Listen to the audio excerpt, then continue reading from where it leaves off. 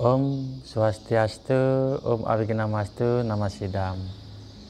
Semeton Bhakta Hindu Nusantara yang saya muliakan.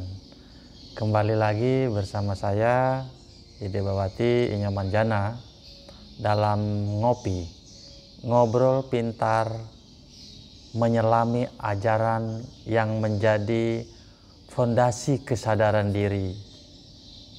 Ajaran yang seperti cermin halus yang menuntun setiap bhakta untuk pulang ke dalam, yaitu Mulat Sarira. Nah, Mulat Sarira ini kembali mengoreksi diri, gitu ya.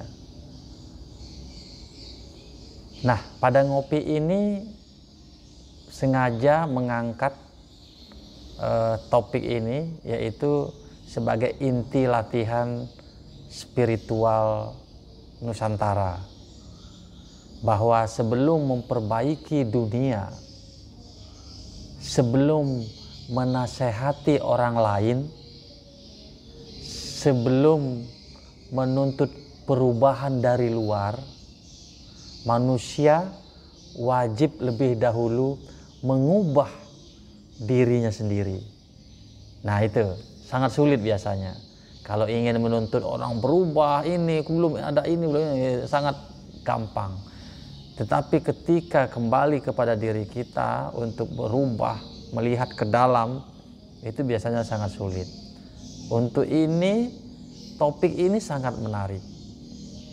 Gitu, Mulat Sarira gitu ya. Nah, ajaran Mulat Sarira ini Ide tetap bersandar kepada Sruti sebagai kitab suci agama Hindu ya. Jadi Sruti murni mengajarkan bahwa maaf saya menyebutkan Sruti murni ini karena kita bersandar pada Caturveda dan Upanishad ya. Mengajarkan bahwa perjalanan spiritual dimulai dari melihat diri apa adanya, tanpa adanya topeng gitu ya, tanpa dalih. Nah, seperti itu.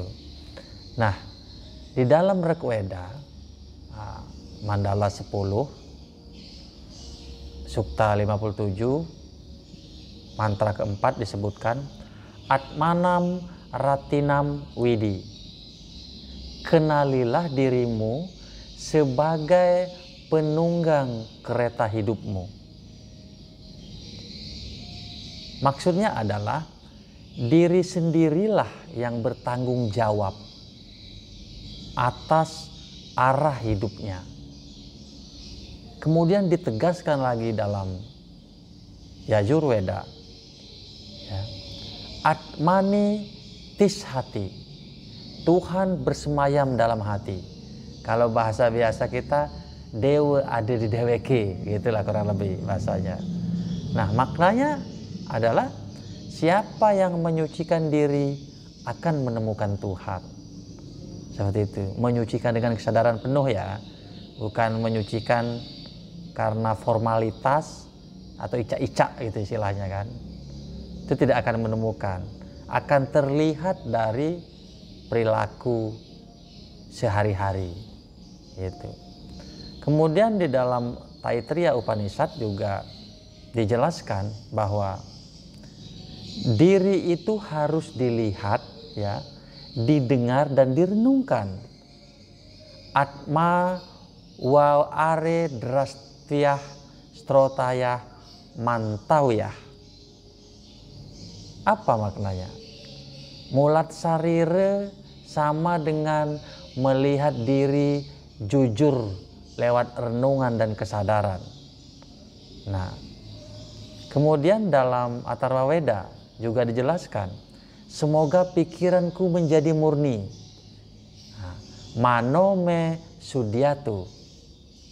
Nah, maksudnya kesucian diri dimulai dari pikiran, masih pikiran. Nah, ajaran Mulat Sarira kalau kita lihat dari Sruti tadi sangat agung dan jelas petunjuknya. Kemudian bagaimana ajaran Mulat Sarire ini dalam lontar Nusantara, ya. Kemudian dalam Dresde misalnya. Nah, dalam lontar Sara Samusaya 10 ya, dengan mengenali diri tumbuhlah kebijaksanaan. Hanata Mulat Sarire ikang dadi hetu ning jenane. Nah, seperti itu. Kemudian dijelaskan lagi dalam lontar Dharma Sunya. Sire tan mulat sarire tan wenang marge ring suksma. Siapa yang tidak mengoreksi diri tidak dapat masuk jalan halus.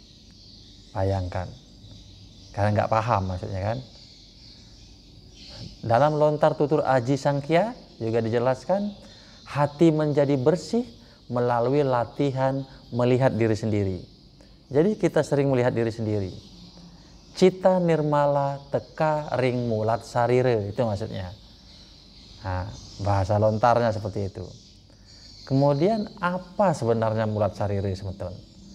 Dari tadi disebutin mulat sarire, dalam Sruti juga ada, dalam lontar juga dijelaskan tentang mulat sarire. Apa maksudnya? Nah, mulat sarire itu berarti melihat pikiran sendiri, melihat kelemahan sendiri, melihat motif di balik tindakan kita, menyadari ego, amarah, iri, atau kesombongan atas sesuatu hal yang kita miliki, misalnya harta, jabatan, gitu ya. Jadi kita bisa sombong, bisa berbuat semaunya. Itu kita harus bisa melihat diri sendiri, gitu. Jadi itu mulat sarire.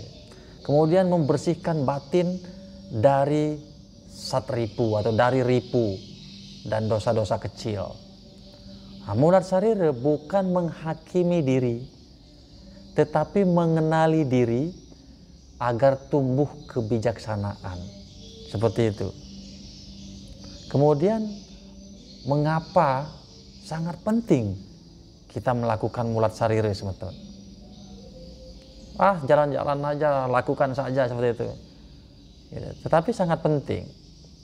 Karena apa? Mengapa mulat sarire itu penting?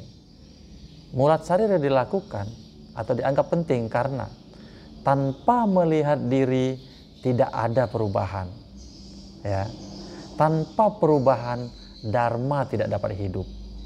Tanpa dharma, hidup menjadi kacau. Yakin saja. Sudah ada seperti itu ya. Kemudian ada tahap-tahap mulat sarire misalnya. Secara praktis misalnya kita harus mengamati pikiran. Setiap malam misalnya tanya diri kita, apa yang saya pikirkan hari ini atau besok pagi gitu. Kemudian apakah pikiran saya mengandung iri, marah, atau tamak? Itu. Kemudian kita juga mengoreksi ucapan kita. Tanya diri kita. Itu. Berapa kata keras yang sudah saya ucapkan hari ini? Itu. Berapa kata lembut yang saya berikan kepada orang hari ini? Seperti itu. Kemudian kita juga mengoreksi tindakan kita. Ya. Tanya diri kita. Apakah saya merugikan orang hari ini? Ya, itu ya. Apakah saya menolong tanpa pamrih? Ya. Kemudian kita bisa mengoreksi intensi hati kita. Sebab tindakan baik yang memakai niat buruk tetap mengotori batin. Ya. Tindakan baik tetapi niatnya buruk tetap mengotori batin sebetulnya. Kemudian kita bisa juga mengoreksi energi dalam rumah kita. Apakah rumah terasa penuh amarah atau kedamaian? Nah, kemudian kita bisa mengoreksi relasi. Apakah saya memperbaiki hubungan dengan kawan atau memperburuknya malahan dengan memfitnahnya yang tidak disampaikan, atau malah memperbaiki, datang bersimakrame pada saat hari raya misalnya. Itu karena kita sebagai kaula harus datang ke tempat orang yang suci. Apakah kita sudah datang? Seperti itu. Kemudian bagaimana contoh konkretnya, teman-teman? Mulat sarire dalam hidup. Nah, dalam keluarga misalnya, saat suara mulai meninggi, langsung ingat kita bahwa ini kesalahan saya, bukan orang lain. Nah, seperti itu. Nah, misalnya dalam pekerjaan, sadar ya, ketika malas, lalu memperbaiki ritme, gitu. Ya, jadi kita sadar, saya terasa malas. Kita perbaiki ritme kerja kita. Gitu. Biasanya tidak pernah datang pagi, datang jam 9 dan 10, kita perbaiki. Ya. Kita tidak cocok, nah kita ajukan untuk mencari pekerjaan yang cocok, sehingga kita bisa bekerja diri dengan ritme yang baik, sehingga produktif gitu ya. Kemudian misalnya dalam dunia media sosial yang saat ini sangat viral dan digandrungi ya, karena zamannya digital, bagaimana sebelum kita komentar, tanyakan apakah kata ini membangun atau merusak. Seperti itu. Kalau dia membangun, share. Kalau dia merusak, stop dulu. Pending dulu gitu ya. Jangan di-share aja kalau dia merusak malah. Kemudian bagaimana dalam dunia spiritualitas? Saat sembahyang tanpa fokus. Misalnya, setiap sembahyang ingat ini. Kita fokus. Perbaiki perlahan, fokus bahwa kita sembahyang menghadap Tuhan, gitu ya. Nah, kemudian bagaimana dari segi ekonomi rumah tangga mulat sarire ini? Kita mengakui kalau ada pemborosan, lalu kita perbaiki. Mana yang kita belanja yang tidak penting, kita potong. Kita jangan lakukan, gitu ya. Terus bagaimana mulat sarire dalam hubungan sosial? Nah, jika salah bicara, segeralah minta maaf, jangan gengsi. Jika kita sudah merasa ngomongin orang itu, memfitnah orang itu, yang tidak-tidak, segeralah minta maaf. Maka akan mempercepat perubahan. Karena kita mulat sarire, gitu ya. Inilah inti mulat sarire, semeton. Keberanian melihat diri sendiri. Kemudian bagaimana makna sekale dan niskalenya? Untuk sekale, orang yang mampu mengkoreksi diri, hidup akan menjadi efisien, harmonis, disukai orang. Gitu. Secara niskale, mulat sarire membersihkan malaning hati.